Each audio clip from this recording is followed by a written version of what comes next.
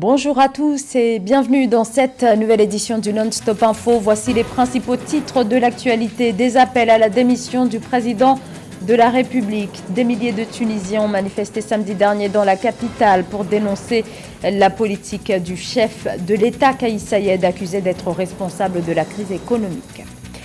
Des infrastructures publiques inadaptées, une discrimination persistante, dénoncent les associations qui leur viennent en aide. Gros plan à suivre sur l'insertion sociale et professionnelle des personnes handicapées. Nous prendrons la direction du Cameroun. Mondial 2022 au Qatar, entre indignation et refus du boycott. Les pays sont divisés. Focus à suivre dans ce journal. Mais tout d'abord, et avant de développer ces titres, le président angolais João Lourenço devant l'Assemblée nationale, c'était samedi dernier, discours de politique générale pour le chef de l'État, nouvellement réélu. Parmi les axes prioritaires de ce mandat, la question de la relance économique dans ce pays où les signes d'alerte restent l'inflation, alors que la pauvreté et le chômage sont à des niveaux élevés. Les sujets liés à l'éducation, la santé et aux infrastructures routières ont également été évoqués par le président angolais lors de son discours devant les députés. Face aux pénuries récurrentes de denrées de première nécessité sur fond de controverses sur la question du pouvoir entièrement détenu par le président Kais Saied, les Tunisiens sont excédés. Ils étaient des milliers à manifester samedi dernier dans la capitale contre le régime en place. C'est un sujet de la rédaction. Des milliers de Tunisiens manifestent dans les rues de la capitale. C'était samedi dernier.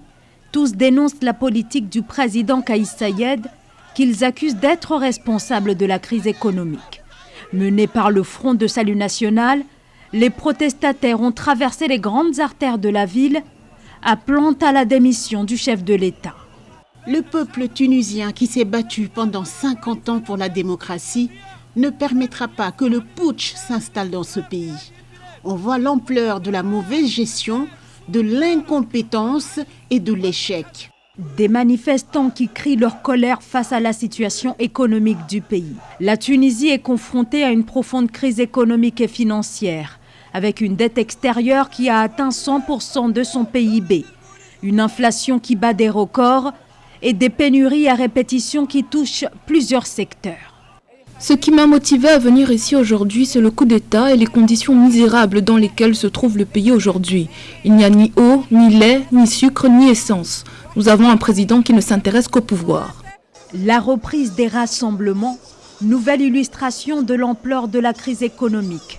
Dans ce pays également englué dans une grave crise politique, depuis le coup de force du président Kais Saied, qui s'est arrogé les pleins pouvoirs depuis juillet 2021.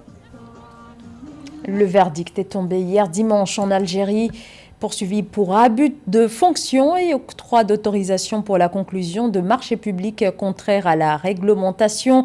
Abdelkader Ben Messaoud est acquitté. C'est le verdict du tribunal pénal du pôle spécialisé dans les affaires de corruption financière et économique de Sidi Mohamed à Alger. L'ancien ministre échappe donc à la peine de 7 ans de prison ferme qui avait été requise contre lui par le procureur de la République. Le mois d'octobre au Bénin est consacré à la promotion de la production et la consommation des denrées alimentaires produites directement sur le territoire national. Les acteurs de ce secteur du Made in Bénin ont ainsi mis en lumière, ils ont été mis en lumière grâce à une série d'initiatives visant à montrer la nécessité d'encourager les producteurs locaux. Reportage, Lefti Onouf. L'extérieur des locaux de l'espace couleur d'Afrique de Sandra Idossou abrite tous les jeudis du mois d'octobre l'apéro dégustation dans le cadre du mois du consommant local au Bénin. Cette initiative vise à mettre en lumière les entrepreneurs locaux qui produisent des produits de qualité ainsi que leurs innovations. L'apéro dégustation a connu la participation de plusieurs exposants, notamment la chef pâtissière Maëlle Akapo, experte en pâtisserie sans gluten avec l'utilisation des farines africaines. Elle a présenté des sablés au manioc, des crêpes à base de farine de riz locale et des quiches faites à base de mixte de farine de fanio, souchet et manioc, du pain fait à base de farine de manioc accompagné de confiture ou chocolat à tartiner. Il est possible de faire des pâtisseries avec nos produits locaux Il suffit juste de maîtriser les propriétés des farines, de maîtriser la texture et comment faire les bonnes associations pour avoir le meilleur résultat. Nous commercialisons des jus de fruits sous la marque Sofriti.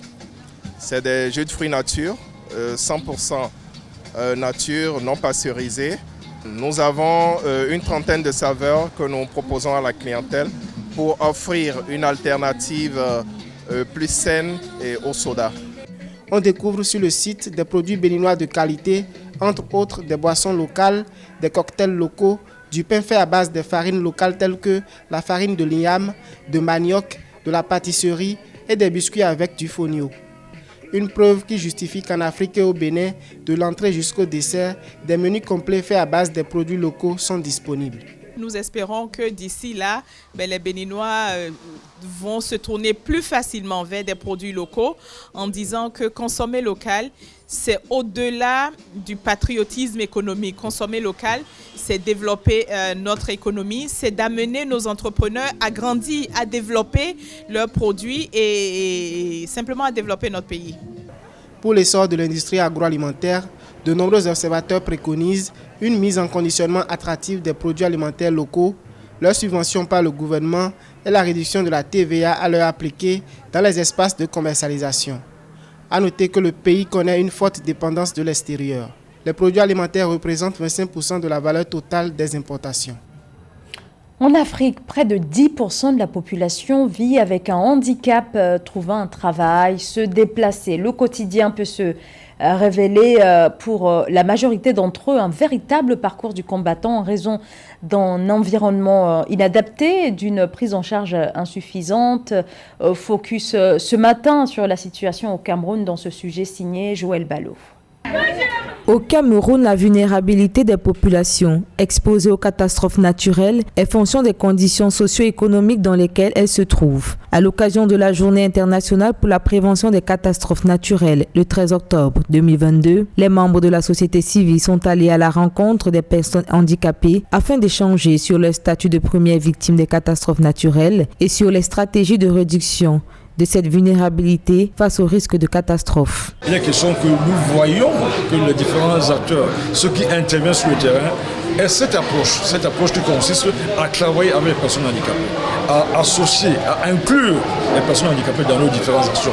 Si nous cherchons à faire l'inclusion dans ce que nous faisons, à plus forte raison dans la réduction des risques de catastrophes. Pour accompagner les personnes handicapées dans le processus d'inclusion sociale, en mai 2022, le ministère des Affaires sociales a accordé la dispense d'âge aux invalides lors des recrutements de la fonction publique de l'État du Cameroun. De plus, en collaboration avec le ministère de la Santé, les dites entités se sont engagées en juillet à mutualiser leurs efforts pour viabiliser le Centre national de réhabilitation des handicapés, une nécessité pour l'équilibre social des invalides.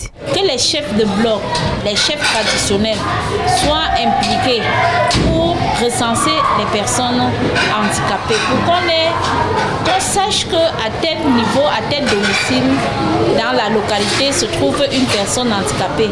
Ça permettra de faire une bonne prévention par rapport à la gestion des catastrophes. Nous devons à notre niveau être proches de notre communauté. Nous devons être ancrés dans la communauté afin que les voisins, l'entourage, la famille nous aident à juguler ces risques et catastrophes. Selon le ministère de la Santé, les personnes handicapées au Cameroun représentent plus de 10% de la population. Aussi, avec l'appui de la Croix-Rouge, l'Association pour la promotion des personnes handicapées invite à l'adoption des mesures d'atténuation et de secours sur lesquelles les personnes handicapées peuvent compter en cas de sinistre.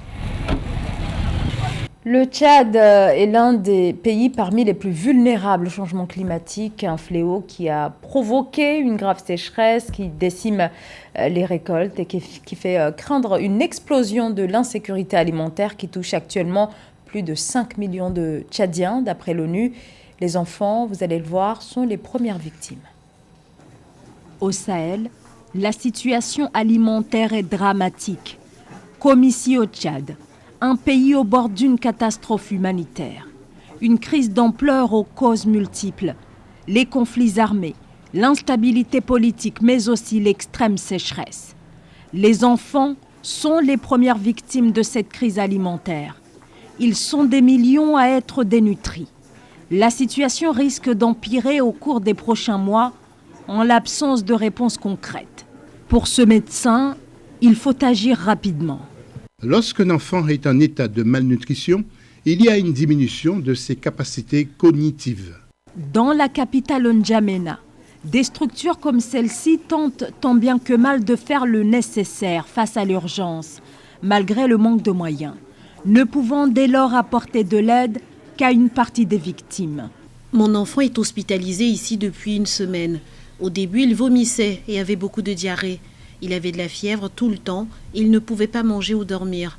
Il perdait alors beaucoup de poids et devenait de plus en plus faible. Maintenant qu'il est à l'hôpital, il va beaucoup mieux. Au Tchad, selon les Nations Unies, plus de 5 millions de personnes ont besoin d'une aide humanitaire d'urgence.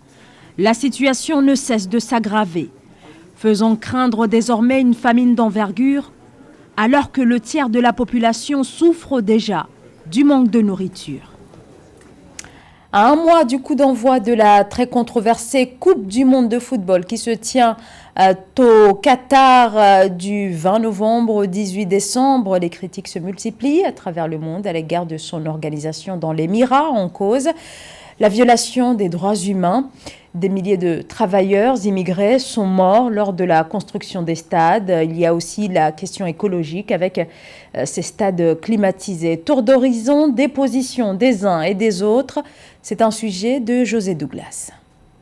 D'abord, rappelons les pays de notre continent qui prendront part à ce mondial qui aura lieu du 20 novembre au 18 décembre 2022. Le Sénégal, le Maroc, la Tunisie, le Ghana et le Cameroun. Depuis quelques semaines, plusieurs villes d'Europe ont annoncé avoir fait le choix de ne pas installer d'écran géant pour suivre la compétition. D'autres promettent de ne pas regarder les matchs, une question qui divise. Pour certains, il serait question d'économie à cause de la crise et le contexte énergétique. Certains observateurs dénoncent un double langage des villes, brandissant aussi l'argument des droits de l'homme. Et aujourd'hui, on focalise le Qatar parce qu'il prépare une Coupe du Monde et on essaie de prendre le football en otage. Alors que je pense que ça aurait pu se passer avant et soulever certains problèmes qui sont soulevés. Je crois que c'est un faux problème pour l'instant aujourd'hui. On veut mettre le football en avant pour, soi-disant, révéler certains problèmes derrière, notamment au niveau des droits de l'homme, etc. Donc, c'est un peu dommage que ça se passe maintenant. Pourquoi ils n'en ont pas parlé avant ? Depuis l'attribution de l'organisation de ce mondial au Qatar en 2010, la tenue de cette compétition dans l'état du Golfe a toujours fait l'objet de critiques, et essentiellement à propos de l'impact écologique de l'événement et les violations supposées des droits humains lors de la construction des stades.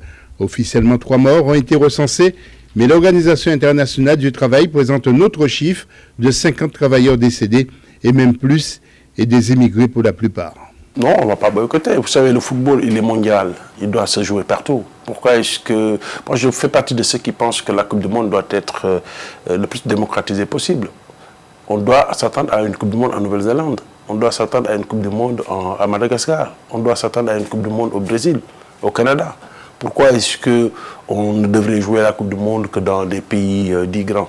La dernière décision de boycott vient de la ville de Paris où le club du Paris Saint-Germain bat pavillon qatari depuis 2011 et des élus occupent la tribune VIP du Parc des Princes.